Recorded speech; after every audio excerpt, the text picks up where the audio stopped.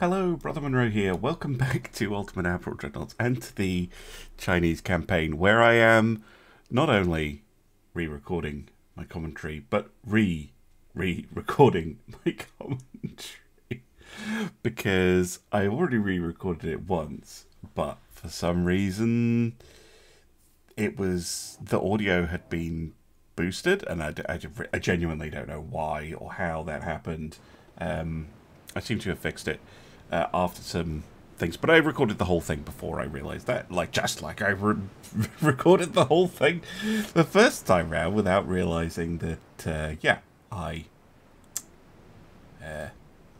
hadn't actually, I hadn't actually turned my microphone on. Anyway, this is a big one because the Japanese have sent 3 of their capital ships against me, and not only that, the 3 capital ships represent the entirety of the Japanese capital ship fleet and a sizable proportion of their smaller ships as well. Not all of them, but not 0, if you see what I mean. And I didn't look at them on the strategic map, and I was quite shocked to see the size of gun that they're packing. 18.4 inch, and is this the battle cruiser or the battleship? I think this is the battle cruiser. The battleships are also sporting 18-inch guns, 18.3s as it happens. So my battle plan became rather more urgent to actually figure out. So the plan is to have the 2 battleships with their forward-firing armament advance directly at the enemy. We've got this kind of misty weather, which is actually perfect for us, because that will allow us to close in, and the enemy's going to have trouble hitting us at range. The other ships, led by the 2 cruiser killers, are going to be tasked with eliminating all of the small stuff, just wiping out the cruisers and the destroyers, and yeah, just hope that we can get close enough to get some hits in, because remember, I am recording this using the balance mod, so the rate of fire on those 18-inch guns is not terrible.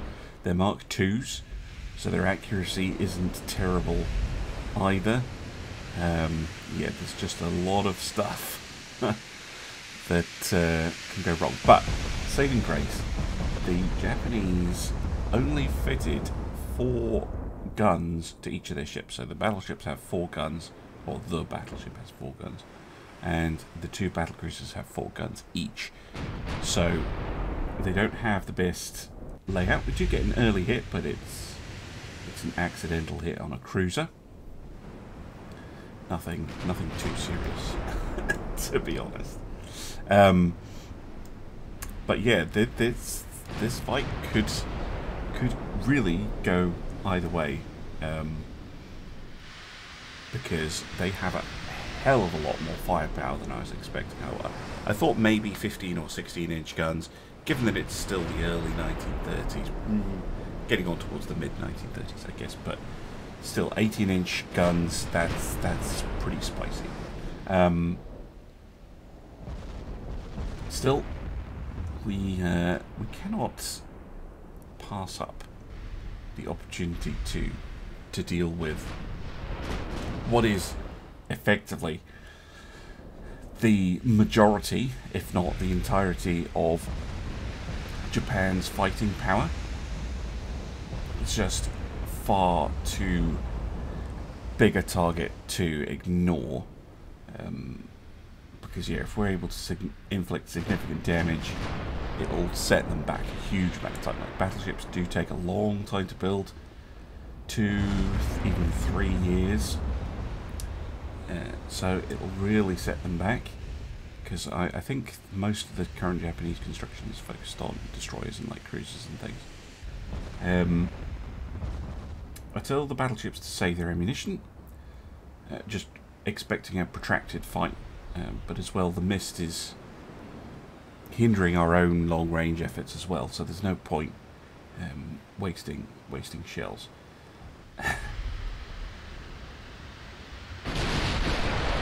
The Jugon and the Suheng, I think the two battleships, advancing slowly. They're not fast ships. I'm going to do a little bit of manual aim and fire with them, I think. But yeah, just trying to make sure that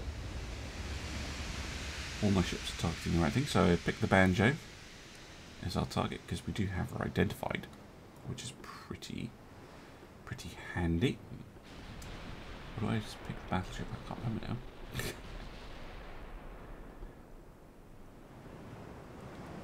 Those ships are so massive. Yeah, 18.4 inch, 48 caliber guns. They're very fast at 38 knots. They're not particularly well armoured though. Not for an 18-inch ship. They're okay armoured, like 11-inch main battle or whatever. And they're firing super heavy cordite shells, so these things are going to pack an absolute punch. Very dangerous weapons. The Zugong there does take a 4-deck overpen, which causes a little bit of flooding, which had me very worried that they had great accuracy, but I think it was actually more of a lucky hit than anything. Shanghai moving up.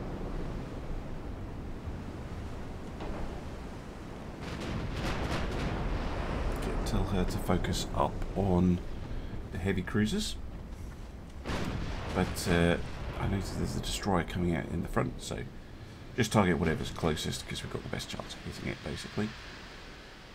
And this is where I really wish I had fast battleships, because ow, look at that, 4,000 damage on an overpen is just, it's brutal. But we get our own overpen back, 12-inch main deck overpen for 7,000 damage on the destroyer.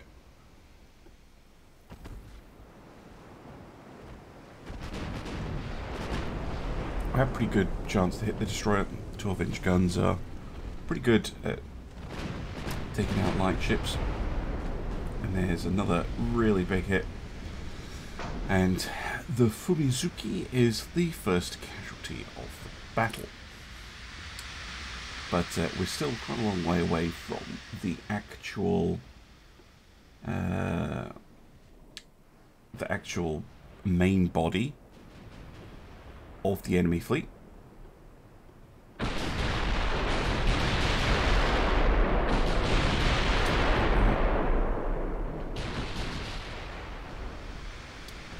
Starting to get hits on the heavy cruiser. There are some torpedoes in the water, but fired by that destroyer that we sank. Of course, the AI is a master of firing torpedoes before they die. I've been called out by that many times. No torpedoes for you, and then yeah, find out the very last thing they did before sinking was launching more torpedo.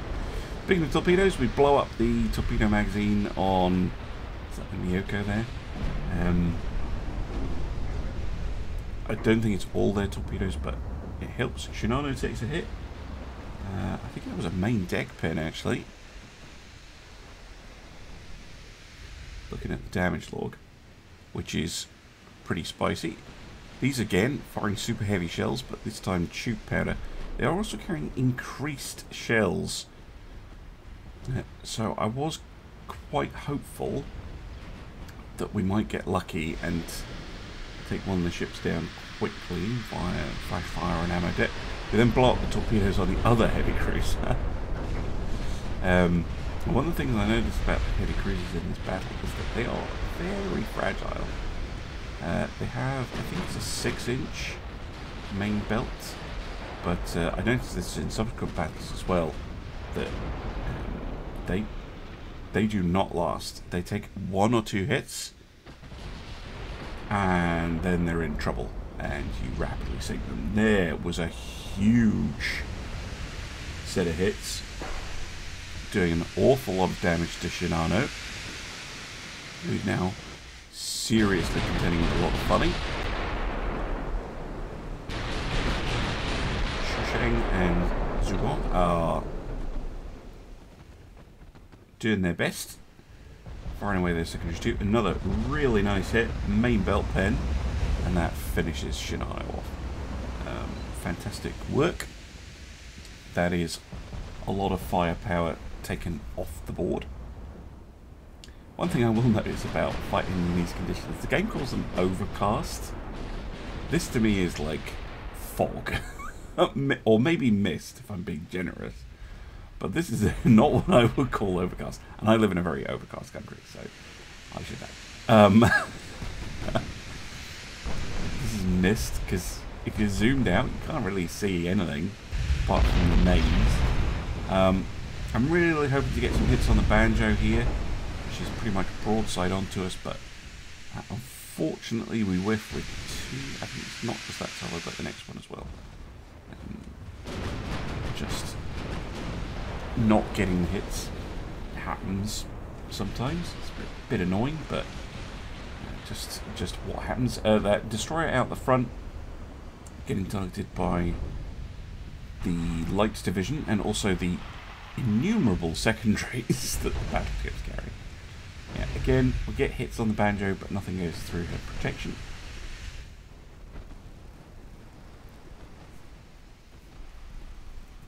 And now, don't want to get extra close because the 18-inch guns will then be able to hit me even more. So I turn a little bit so that we can get the X turret on the battleships on it, but unfortunately banjo is now heading straight at us. So we do get an half belt pen, but everything else is ricocheting or partially penetrating the armour. So not ideal. Continue to try and deal with the destroyer. She is out of torpedoes though, which is something. I think the Japanese are running on reduced torpedoes on their destroyers. I'm not 100% on that. It's good. Banjo now turns the other way. Again, whiffing and not really getting a solid hit. I guess because the battlecruiser is manoeuvring so much. I think I'm okay with the torpedoes. Checking in on the light division. They are moving up, but I tell them to swap over to the heavy cruiser because it's closer. And of course with the destroyer out of the torpedoes, she's not that much of a threat. Get another hit on the banjo there, but it's not significant. And then a bunch of overpens, including a flooding hit. But she's retreating, and she's retreating directly into the wreck of her own flagship. But regardless, I switch up fire to the remaining battlecruiser. Is that the Ashigara, I think? And immediately we get 4 overpens, causing a little bit of flooding. No, the Akashi, sorry.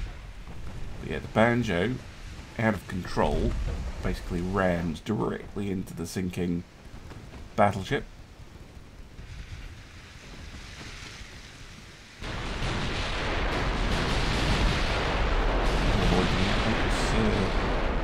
We're now firing a mixture of HE and AP, which is interesting.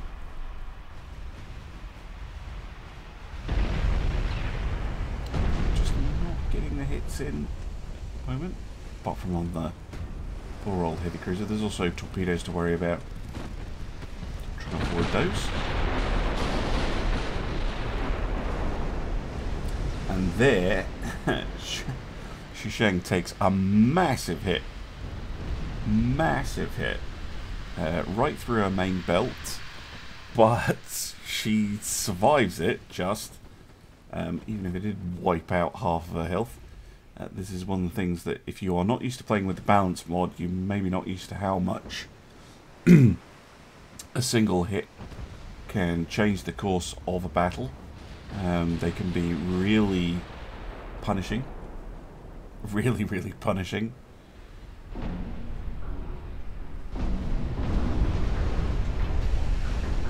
Akashi turning away. But looking at Xusheng, I see that she's got a lot of flooding damage. She's got an engine out, so I order her to withdraw. We should be able to handle the last battlecruiser the Zugong. But I tell the Zugong to start firing at AP because she's switched up to... she then shoots at the Banjo, who's somehow regained control, and her turret blows off. Which kind of puts an end to her return to the battle. So I switch back up to the Akashi, and with all the small ships gone, my own light division can now kind of pepper the remaining Japanese ships with small caliber rounds. But yeah, at this point it's pretty much over for the Japanese. Both their remaining ships are really badly hurt. The Banjo can't fire her big guns at all. But seeing how hard those 18 hit when they actually make contact, I'm not messing around. I need to put the Akashi down. And in a moment you'll see like all the destroyers start firing torpedoes.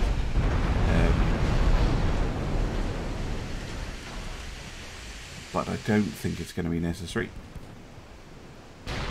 Banjo finally succumbs after her magazine destroyed. And the flooding on Akashi is really bad. Just 3 compartments right in the middle of the ship without any water in them.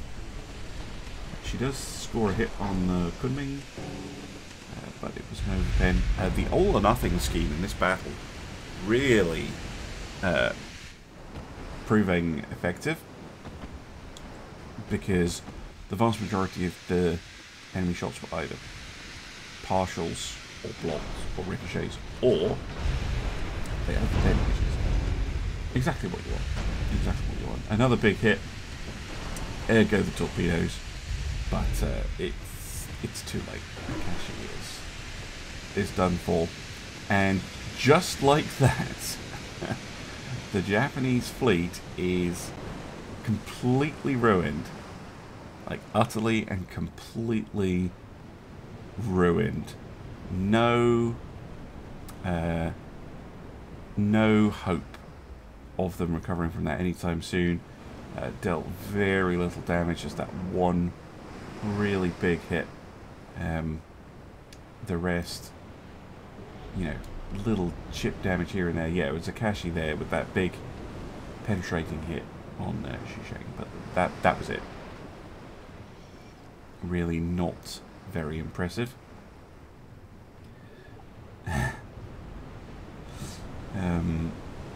But it does say Banjo got some hits, but yeah, back to the map. And I'm trying to launch a naval invasion on Formosa, but that is going to be an ongoing saga, so I'm not going to talk too much about that. Lots of repairs going on. One of the things I haven't... oh no, it hasn't happened yet, but we're building stuff for Norway and Belgium,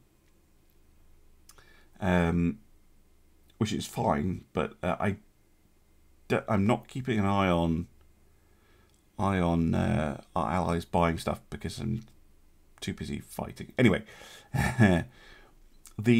this could have been a hard battle, 4 heavy cruisers versus 1, but the Sahuda and the Zongstan show up from the Lithuanian Navy, and this represents all but one of Japan's remaining ships. So this is, you know, same month and another. Well, it wouldn't normally have been a big battle, but it ends up being a big battle because all the capital ships are gone. These heavy cruisers now represent the biggest ships Japan has. I ordered the Zongstan to retreat, however, because she's taking damage. I don't know why she isn't getting repaired, but I guess it's a long trip to Lithuania to get repaired. Then we've got the Sahuda here, which is slow. So the Chaoyong and the destroyers are going to have to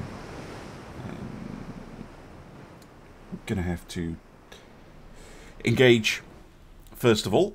So the plan very much is to see what we can do. We're obviously outmatched in terms of numbers, but if we can get a little bit of flooding damage, slow the enemy ships down a little bit, get them to fire their torpedoes at the much more manoeuvrable ships, and wait for the battleship to ponderously make her way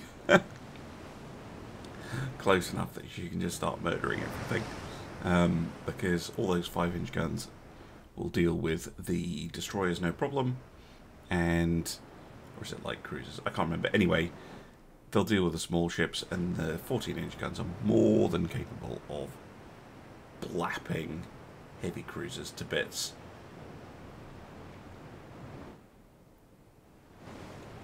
I don't think I actually looked at the heavy cruiser design very much in the previous battle at all. I'm pretty sure I did take some time to have a look at the Japanese design, but it's very fast. It's actually not a bad design, but I think outclassed when there's a battleship involved. Like, it was never going to go well. It's one of the battles where, very few battles where I would actually kind of understand the AI just running for the hills, but to their credit, they are not doing that. They are charging in. Accuracy is not enough, so I tell Jayon to save her shells, get in position, and a little bit of manual firing. I'm not expecting too much from this. 0.3% chance of hitting is pretty minimal.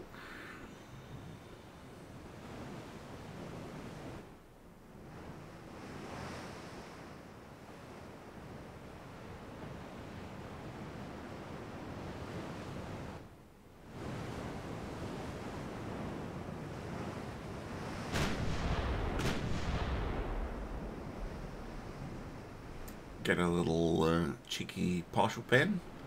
Not much damage, but it is the first damage of the battle, which is pretty handy. Mainly I'm waiting for the enemy to launch torpedoes, and for the battleship to work her way up. Just the disadvantage of that design is that they are just slow, and there's really nothing you can do about it. Aside from, you know, fairly radical options, and even then you're, oh, that was a good hit. Secondary tower pin, very nice. Yeah, as I was saying, with the battleship, like, I get this comment a lot, oh, just make them go faster. It's like, well, there's a reason that I tend to use the optimal speed and just have the ships go at that speed, because yes, you can push past it, and there is a certain give in that. You can usually push it just a little bit, but the cost and displacement go up enormously if you go past that optimal design speed. And you can get around it by, say, reducing the beam and draft, which also reduces your survivability and your accuracy. So you can do that if you want to build pure speed machines, but it's not simple, and yeah, it's not always what you want to be doing.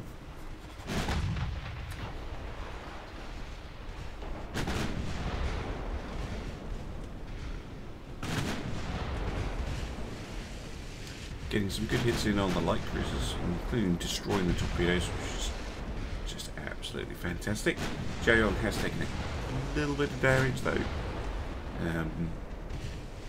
That's what happens when you're outnumbered. Good accuracy though. Getting a couple of hits on the heavies. But that's ruined because I have to avoid torpedoes. Which is fine. Kind of the point of getting up in their face with the small ships is that they have to launch all... Well, not they have to, but the AI will launch its torpedoes as soon as it can at the first target it can. This is a tactic you can actually abuse if you're sneaky and do the old distraction destroyer, where you just send out a lone destroyer to induce the enemy to fire all their torpedoes and then dodge with it. I mess up the formations here. I don't even know how I did it. I've watched this back twice. I still don't see what I did wrong. But the Chaoyong accidentally ended up in division. It's really irritating the way the game does that sometimes. Anyway, Chaoyong is also a little bit damaged, so I'm thinking about withdrawing her. She loses a turret as well there. She loses a B turret to a partial pen. That doesn't... I know some people think at their oil tree. I know some people think, oh, that seems really weird. Partial pen has destroyed my turret. Remember, destroyed turrets represent turrets that just cannot fire. So a partial pen absolutely can knock out a turret by jamming it, for instance. Jamming it so that the guns can no longer press to be reloaded, or jamming it so it can't rotate, so it can't get on target, and things like that. So, yeah, you will sometimes see partial pens causing problems like that. I think the light cruisers decide they want to chase down my heavy cruiser that, as I order her to withdraw. So the destroyers kind of move to screen that move, but as well the battleship is now close enough that she's able to get in between, and she's also close enough to have reasonable accuracy, which the light cruisers are about to find out to their cost. These light cruisers are so stupidly fast, but as soon as they take a flooding hit or an engine hit, they are toast. They are just absolutely gone. And there we go. They take flooding hits. I think that was from the 14-inch guns. But as soon as they take one, they're going to take a whole bunch more. They sink. Annoyingly, they get a flooding hit on the Buladan. So I will order her to detach and retreat. Just cycling my healthy ships in and the damaged ones out constantly really helps you avoid taking losses there. The other light cruiser then takes a flooding hit, slows down, and then is deleted.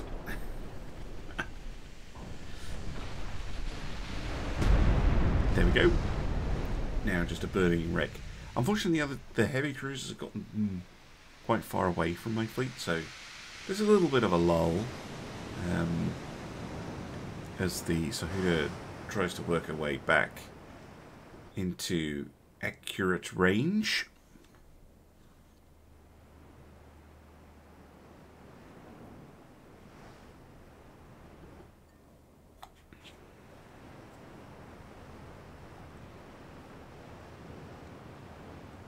And now have a look at the cruisers.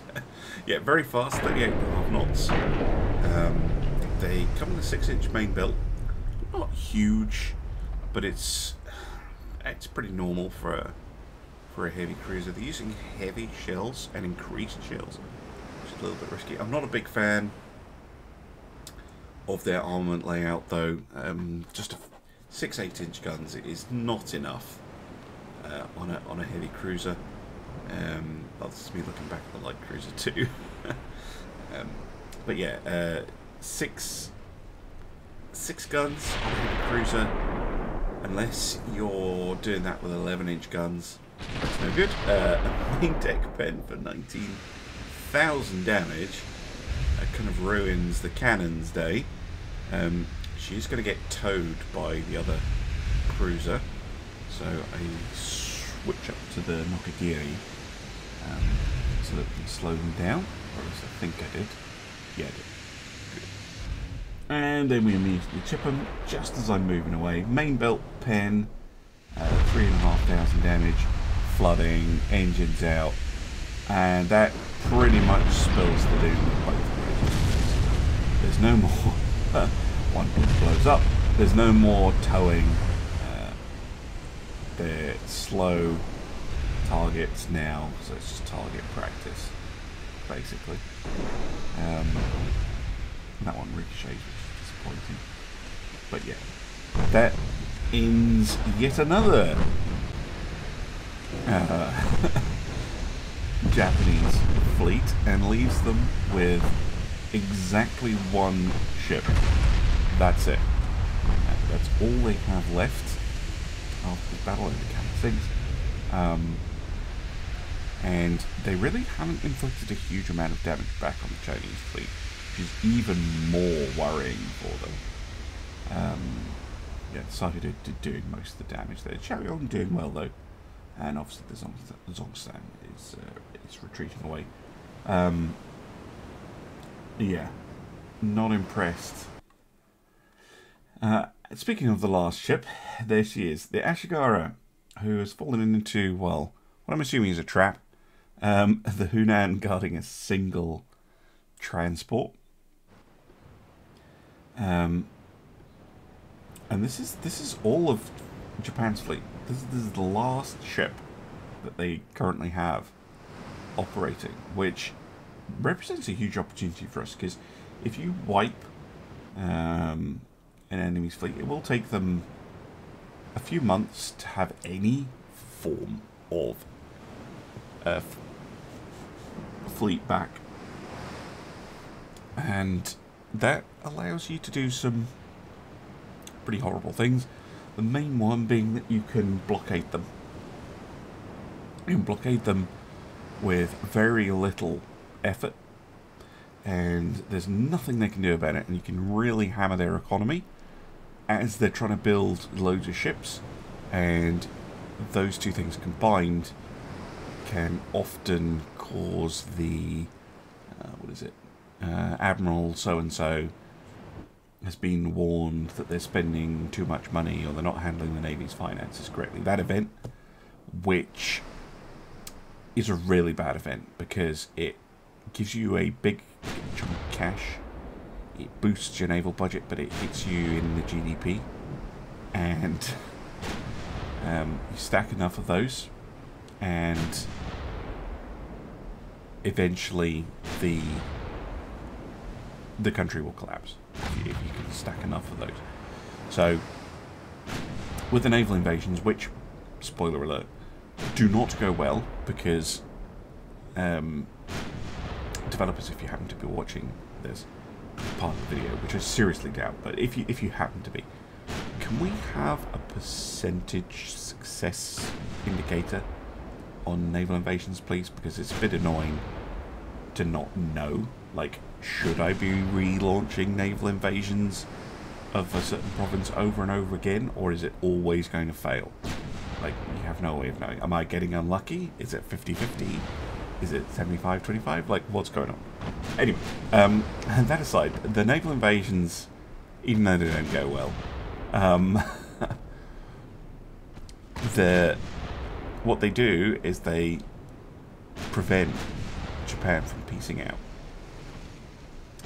And because we can easily blockade them, we can basically engineer a situation where they are they can't end a war because they're being invaded, and they can't prevent the economic damage that we're able to inflict. Because as well, if you're blockading a country and then you've knocked out their navy, they will build some ships, and as soon as they build a ship, they'll get dragged into a convoy defense battle. Basically, is, you know, they desperately try and get some material in or out of the country. I'm just not bothering to comment on this fight, by the way, because Hunan wipes the floor with the Ashigara. Clearly, their heavy cruisers one-on-one, no match. They just don't have the staying power or the firepower for one-on-one fights with our cruisers. And with that successful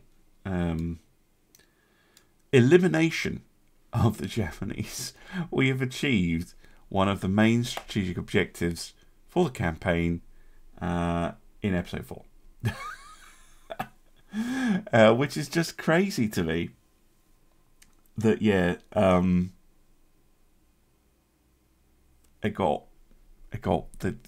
wiped. They have nothing. Not a single ship. Not one. They're building a few, but that is not good. And the other thing that's not good for them, a bit of foreshadowing here, you see how they got negative relations with Britain and America and France, Spain. All of them are now looking at Japan as being weak. Not that the AI thinks like this, but basically, this is what's happening. Because their naval power has gone down the toilet. Their naval prestige is dreadful. The AI recognizes the fact that Japan really can't put up a fight. And they're already at war with us.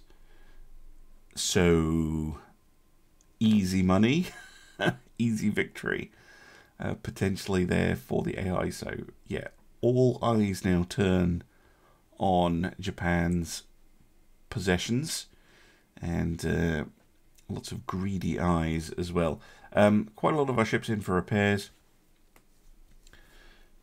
but otherwise our fleet is looking pretty solid, I would say. So, with Japan's fleet defeated at sea in a decisive battle, or series of battles, I guess, but that big main one, what's next? Well, you will have to tune in next time to see what we get up to, and how long it's going to take us to finally eliminate Japan as a strategic threat to the Chinese Empire. But thank you very much for watching, and I hope to see you again very soon for some more Ultimate Admiral Dreadnoughts. Thank you very much for watching. Bye for now.